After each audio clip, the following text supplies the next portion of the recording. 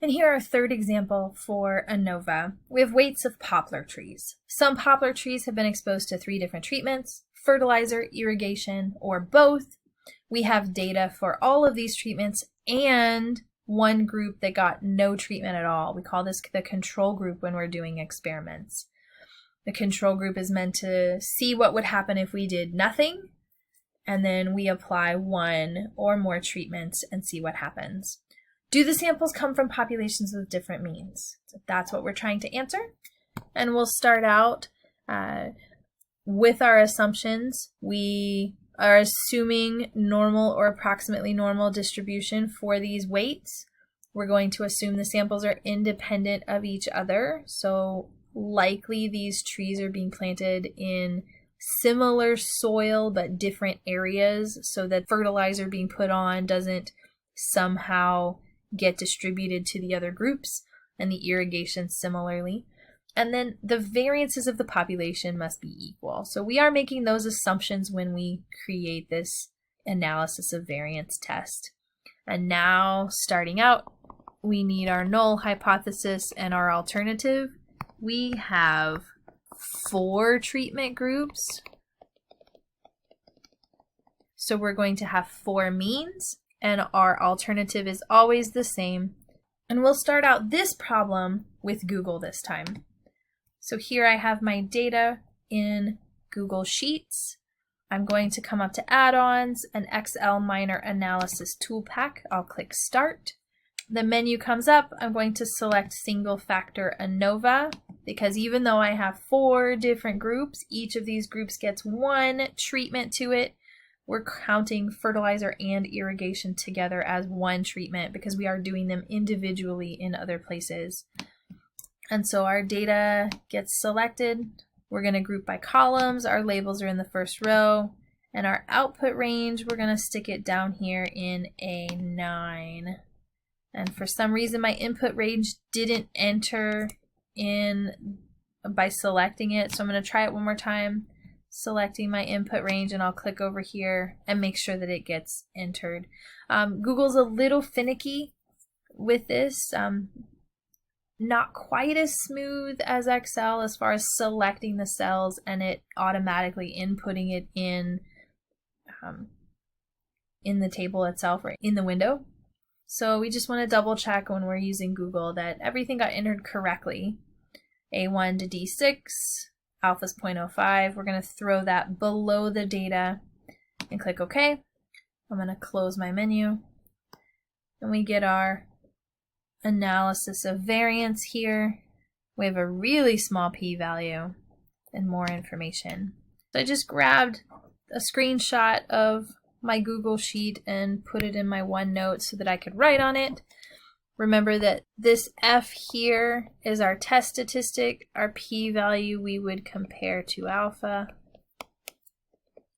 And this is our critical value. F crit is our critical value.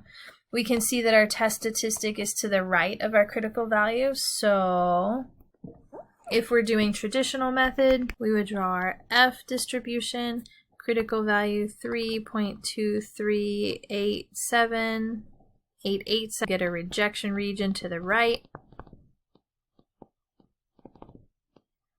And then our test statistic, 5.731.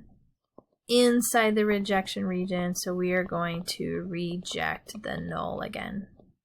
If we try p-value method, comparing our p-value 0.00734 to our alpha 0.05, we notice that alpha is very much bigger than our p-value. Our p-value, as a reminder, is the probability that our data happened by chance if the means are all the same.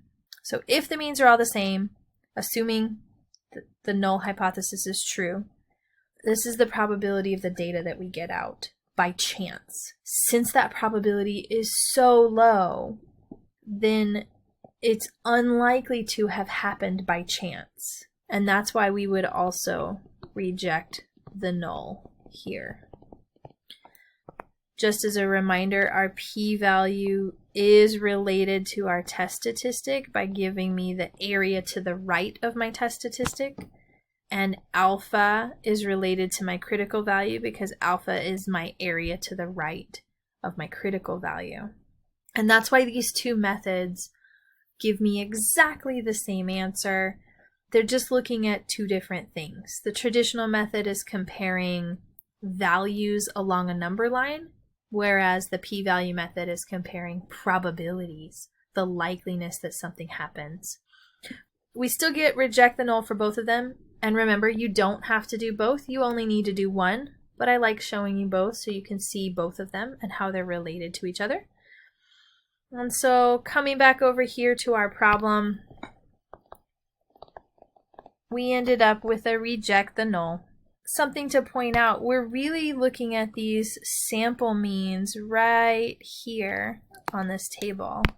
And looking at these values, it does seem that 0.164 compared to 1.334, that seems pretty significantly different. So it does make sense that we're rejecting the null and at least one mean is different. So this statement right here, do the samples come from populations with different means? Oh, I forgot. That's supposed to indicate my claim, which would be that alternative hypothesis. So the samples are coming from populations with different means. There is enough evidence to say that this is true. Now, since I've done this problem using Google, I'm going to repeat the process in Excel. I have my data. I'll come up to Data, Analysis, Single Factor ANOVA selected, so I'll click OK. I'm going to make sure that all of my data is selected A1 to D6. My data is grouped by columns. I have my labels in the first row, and I'm going to put my results. I'll put my results below this time, just like I did in Google, and I'll click OK. So I have both of my tables for Google and Excel here, and I'm going to scroll up so we can see Excel a little bit more. We can see Excel a little bit clearer along with our Google. Our p-values are the same. Our critical values are the same. Our test statistics are the same. And they should be the same. It's the same data. It's just a different tool. So we end up with exactly the same procedures, exactly the same results, exactly the same conclusion. Remember, the big picture with ANOVA is the interpretation of the results. We can get technology to give us the results. We just need to know how to use those results to make a conclusion about our sample data. And that's what we've seen here in the past 3 examples with ANOVA.